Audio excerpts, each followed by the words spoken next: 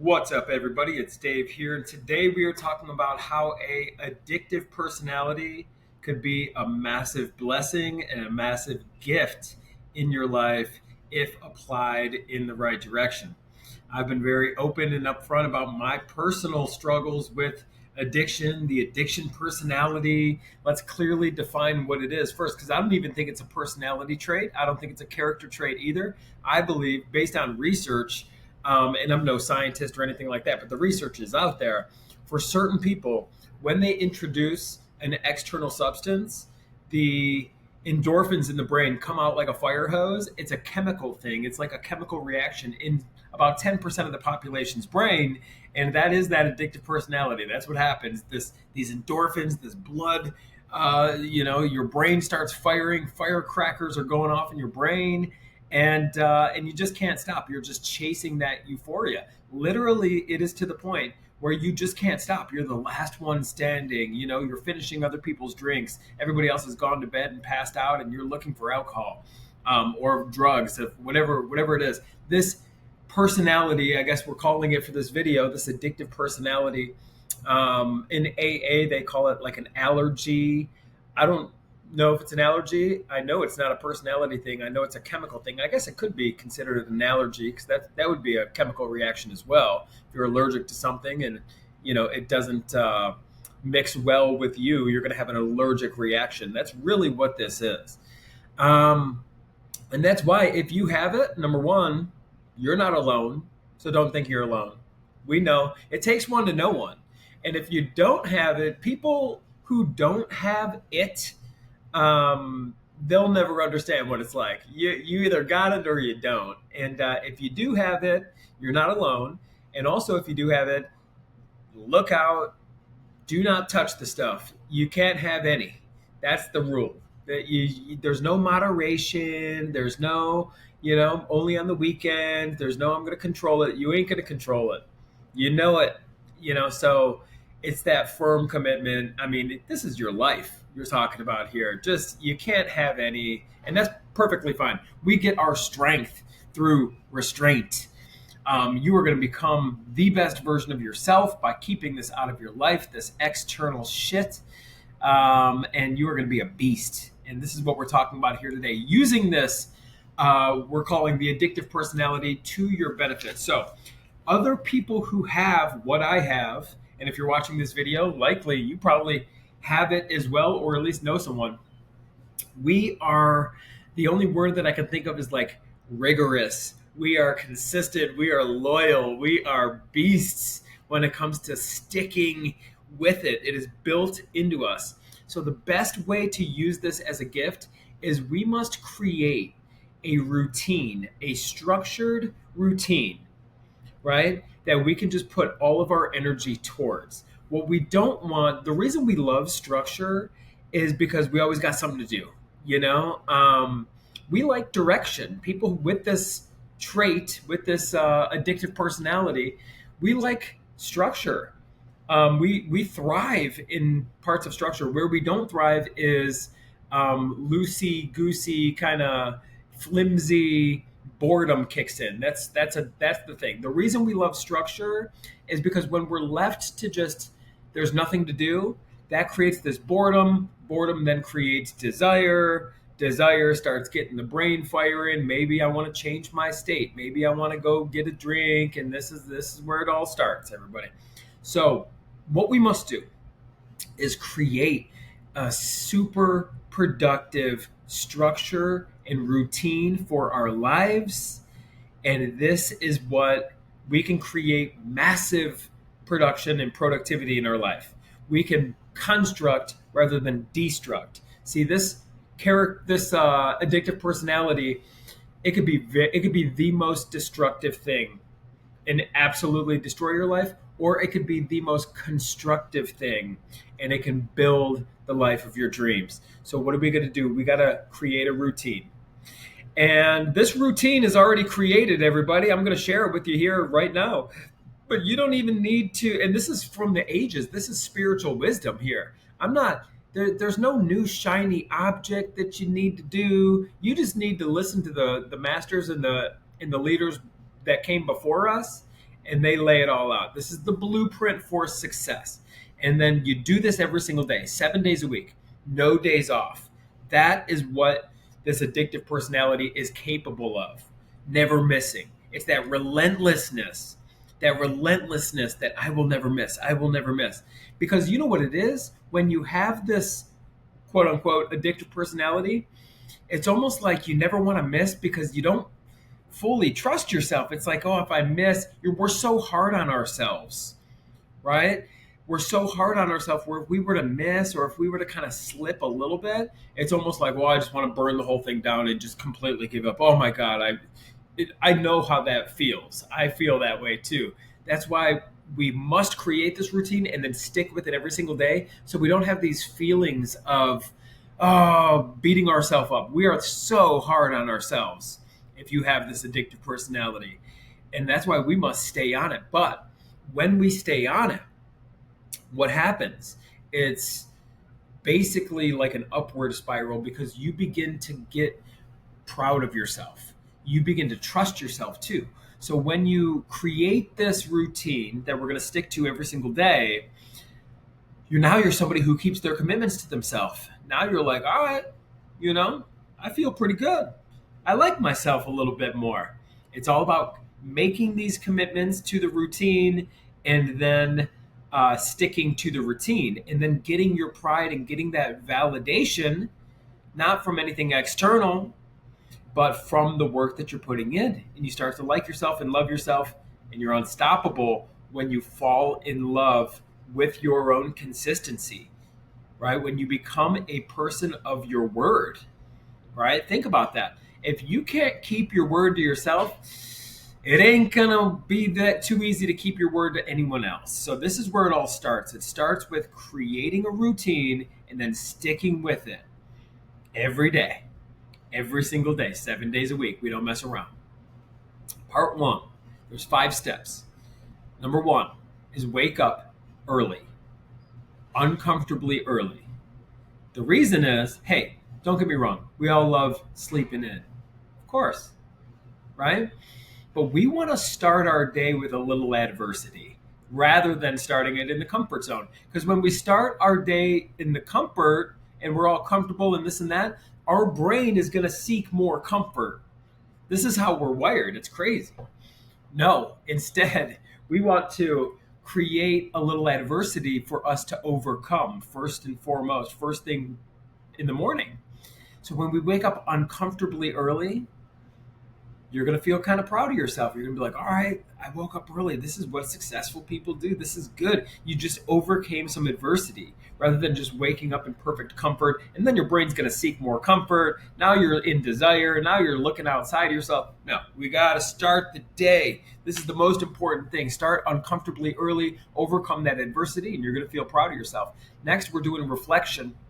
So in AA, they talk about this as being a personal inventory for yourself. That's a good way to put it. And here's the thing. Sometimes people get intimidated with like journaling. Oh, I got to journal. How do I do this? This is ridiculous. Yeah, okay.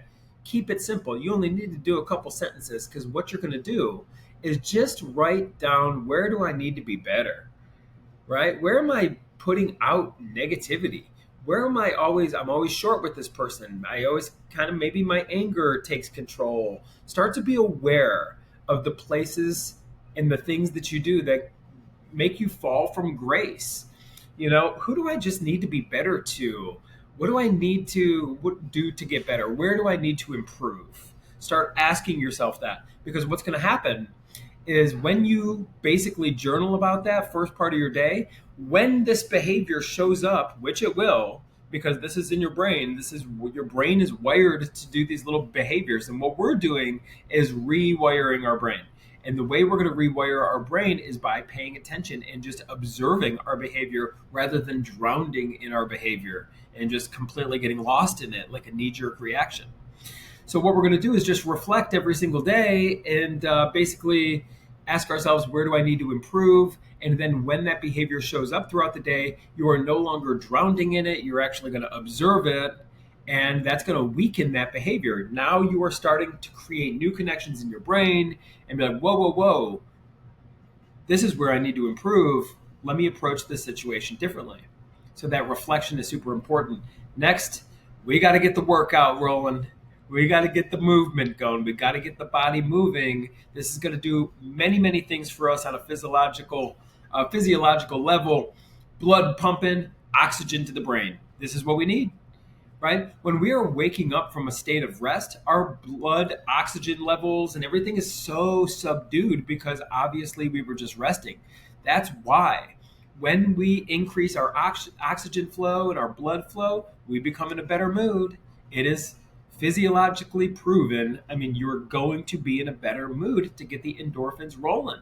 It's that oxygen and it's that workout. And I'm not saying you need to be the next fitness model and this is what we're going for. We're not even focused on the end result. Don't even worry.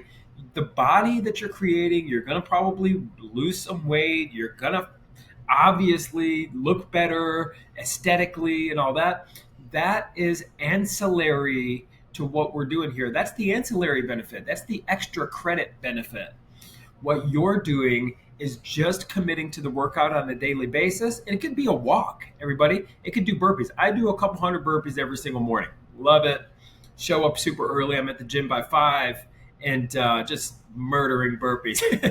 I like the punishment. That's that part of me, right? I like the adversity, right? Because then I'm proud of myself. And maybe you start with wherever you're at. You don't need to bite off more than you can chew. Just be consistent. Focus on the consistency rather than the volume that you're doing with whatever it is that you're doing, right? Maybe it's just walking around the block. Maybe it's walking around your apartment complex. Maybe it's walking and doing, maybe it's shooting some hoops. It doesn't matter. What matters is that you're consistent with it. The consistency is important. And now, guess what you're doing? Fulfilling another commitment to yourself. Guess what? Now you're embodying that behavior of somebody who commits and follows through. You're somebody who follows through. So get that workout up and running. Next is we need to be paying attention to our food. And I'm not going to sit here and tell you you need to be on some strict diet. That's only going to cause stress for you. Listen, this path that we're on, this path of sobriety, this path of becoming the best version of ourselves so we can serve others on a deeper and larger, bigger level. This path that we're on, it should not feel like this crazy undertaking because guess what's going to happen? You're going to fall off. It's going to create stress. We're creating a new lifestyle. So when it comes to paying attention to the food that we're ingesting, we need to basically just track it. So I'm going to suggest it's free. You use the app MyFitnessPal. Get the free version. And listen, I'm not going to tell you that you need to do anything different.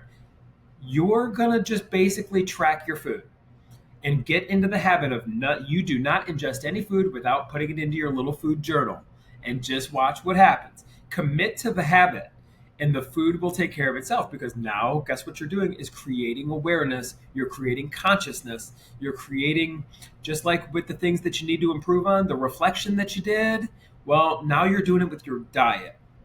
So naturally, you're going to start paying attention a little bit more. Do I want to go eat that bag of Twizzlers? How's that going to make me feel? Because I remember the last time I ate it, I kind of felt like shit, right? So I'm not telling you you got to be on this strict diet, but just fall in love with the action of tracking your food. And then you naturally will begin to be attracted to food that's going to make you feel in your most optimal state. It is going to happen naturally. You don't even need to do anything. Your brain knows what to do. But you got to track because when you measure, and you don't need to fall within some certain calories and macros and protein and carbs and fats. Let's not create stress. We're creating awareness. So after the diet, where are we at here? We're waking up early, getting our validation and gratification, and we're proud of ourselves for waking up early. We're reflecting. We're getting a workout. We are paying attention to what we eat. And then finally, number 5, this is what we're all about.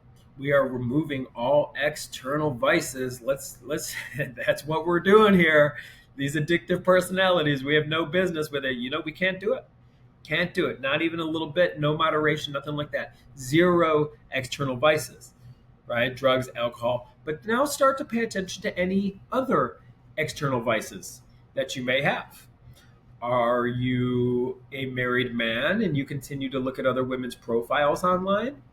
That's external. How do you know if it's a vice? Anything that you would be embarrassed about if you got caught. Are you looking at porn? Would you be embarrassed if you got caught? Right? Are you comparing yourself to others and stalking other people's profile from the intention of like, ooh, look what they're doing, and you're carrying this resentment with you? You know what resentment is? It's like you taking poison and wishing somebody else would get sick, right? Are you constantly outwardly focused? That's all vices, right? And you know it's a vice if it provides you some type of instant gratification, but then it actually carries with it just a little bit of shame and regret. That's that shame and regret. That's that conscience talking to you. Pay attention to the conscience because that's your higher self. That is your soul communicating with you, pulling you into being the highest and best version of yourself. So anything that you do where you're conscious, you get a little guilty conscience, get a little embarrassed, you feel a little weird and bad, even if no one else knows, especially if no one else knows. That's what we need to remove from our life completely. Remember, you got this addictive personality. There's no sometimes I'm going to do it. It's gone. It's gone.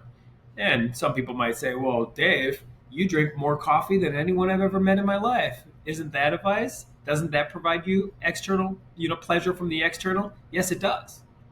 But it doesn't carry shame and regret with it. It doesn't carry embarrassment with it. So that's what you need to do. No one can tell you what you potentially feel the slightest bit of shame, regret, or embarrassment about. It's you. This is the internal work. This is what you're focused on, right? Maybe you're doing stuff that no one knows. I'm sure you probably are. We're humans, guys. We're humans, but we're doing personal development. This is personal development, right? Just pay attention to these external vices.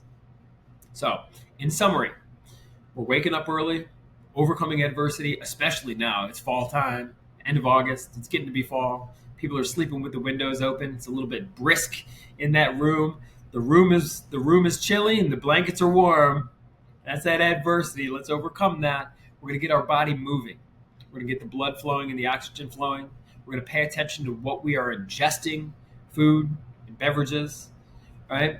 We're going to reflect. I think I skipped over that. We're going to reflect on just where do I need to get better? Where do I need to improve? Simple question. It could be 2 sentences that you journal every day. So easy, right? Waking up early, doing our reflections, getting our body moving, focusing on what we ingest, and then removing all these external vices of anything whatsoever that we carry that our conscience is telling us we shouldn't be doing. Just pay attention to yourself. Pay attention to your higher self, everybody. Our guides, God is communicating to us constantly, whatever you want to call it. Higher power, God, doesn't matter, same thing. I love you all. Appreciate you all. Thank you for watching this video. Share it with anyone who might get value from it, and I will see you on the next one. Bye, guys.